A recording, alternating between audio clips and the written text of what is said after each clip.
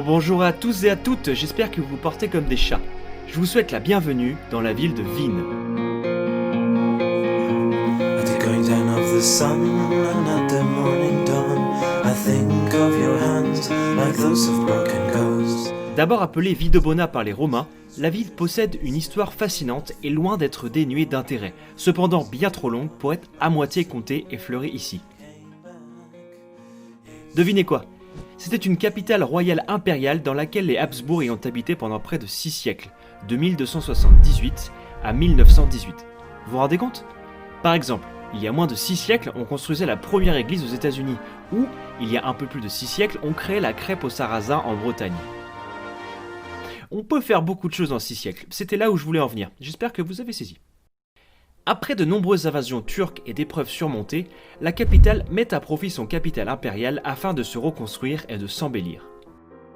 Elle acquiert, notamment grâce à l'impératrice Marie-Thérèse, le statut de métropole culturelle, musicale et artistique. C'est la période de Mozart, Gluck, Haydn.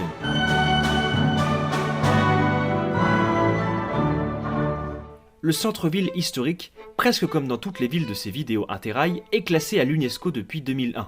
Ce qui finalement ne date pas de 6 siècles. Oui, on ne peut quand même pas tout faire en 6 siècles, calmez-vous. Calmez-vous. La première fois que l'on visite Vienne, on ne peut s'empêcher de constater le nombre exorbitant de chevaux qui parcourent la ville. Ils n'ont aucune crainte des voitures ou des gens autour, mais alors, pas la moindre. Maintenant que vous en savez un peu plus sur la ville, il est temps d'aller voir un monument à l'allure insolite et un autre qui est un must-to-see lorsqu'on décide de visiter Vienne. Alors approchons-nous dès maintenant de notre monument insolite.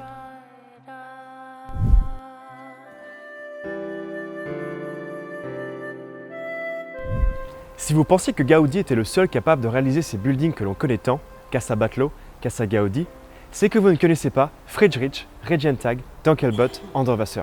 Ce nom en dit long sur ses intentions. À Vienne, il a démontré ses talents de designer et d'architecte sur certaines façades de bâtiments ou alors carrément des édifices entiers. Je vous mettrai les adresses de ces mêmes façades dans la description de la vidéo. On peut être carrément bouleversé par la bizarrerie de ces immeubles, mais aussi être impressionné par l'inventivité de l'artiste. À vous de juger. Pour ma part, je dirais que j'aime bien ces façades. C'est leur côté unique et décalé que j'aime. Si ça se trouve, dans quelques années, elles deviendront cultes et tout le monde ira à Vienne exclusivement pour contempler les œuvres de Anderwasser. Ah, attendez, on me dit que c'est déjà culte depuis quelques temps. Eh bien, bonheur et douceur à Anderwasser alors. Il y a également d'autres monuments qui mériteraient cette douceur, et croyez-moi, ils sont bien beaux.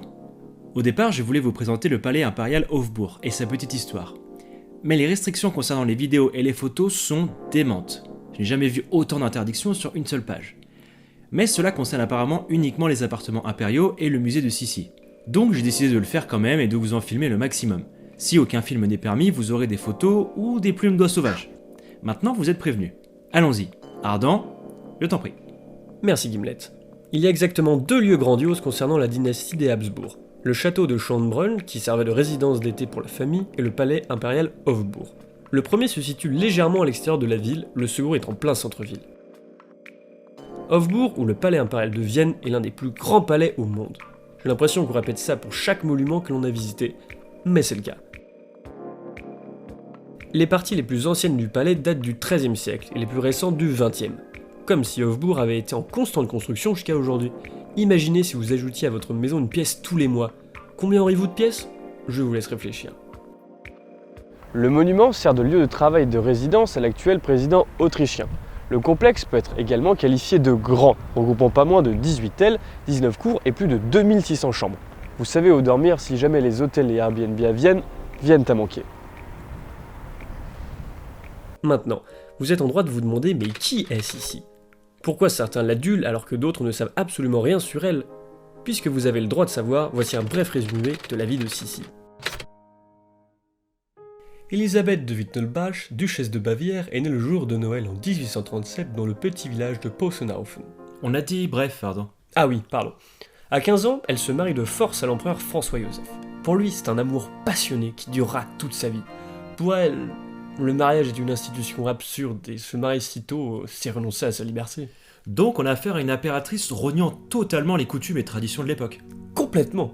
D'ailleurs, lorsqu'elle arrivait à la cour, elle eut du mal à se sentir comme chez elle, faisant des quintes de toux et des crises d'angoisse assez fréquemment. Oh mon dieu, mais c'est horrible, la pauvre. Attends, c'est que le début. Entre 1855 et 1858, elle a eu 3 enfants, Sophie, Gisèle et Rodolphe. Après la naissance de ce dernier, elle tombe malade. Les médecins diagnostiquent une tuberculose, mais aujourd'hui on considère plutôt une anorexie mentale. Elle pesait alors 45 kilos. Tout de même, j'ai ouï dire qu'elle se nourrissait exclusivement de jus de viande, de lait et de bouillon de poulet pour garder la ligne, ou elle jeûnait aussi. That's all correct. Après tout ça, et tout en continuant d'haïr sa vie de château, elle voyage beaucoup en Europe. Elle affectionne particulièrement la ville de Gödöllő en Hongrie, où d'ailleurs, un château lui a été offert à elle, ainsi qu'à son mari. Ah, j'adore la monarchie. Retire ça immédiatement. Non, mais je voulais dire, j'adore le concept de s'offrir des châteaux baroques, c'est chouette quand même. Ce n'est pas faux, c'est d'ailleurs pour ça qu'elle rentre rarement à Vienne, et préfère vagabonder. Mais, peu de temps après, elle fut anéantie par la mort de son fils Rodolphe.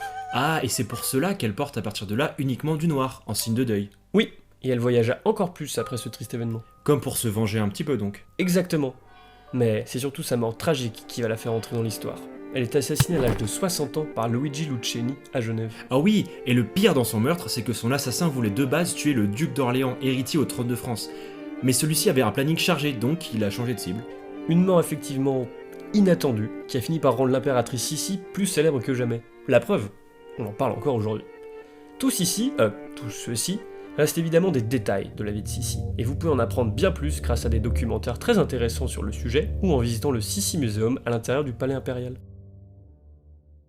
Cette vidéo sur Road Trip 2 d'Interrail arrive maintenant à terme. Pour conclure, on s'est dit que ça serait pas mal de finir sur un train de nuit, car je pense que peu de gens l'ont déjà expérimenté. Et finalement, on n'a rien filmé du tout de nuit parce que nous étions crevés et serrés. Très serrés. Trop serrés. De plus, dans ce train, on a failli voler ma caméra et mon ordinateur. Tout mon sac électronique quoi. Donc fermez bien la porte avec la petite chaînette prévue à cet effet. Conseil qui peut paraître bête, mais vous en aurez besoin. J'espère vraiment que vous avez aimé ces vidéos Interrail. J'ai mis avec l'aide de mes compères toute ma passion. Si les vidéos vous ont plu, partagez-les, likez et abonnez-vous pour qu'on ait plus de poids. Et Vagabond, à très bientôt pour de prochaines vidéos.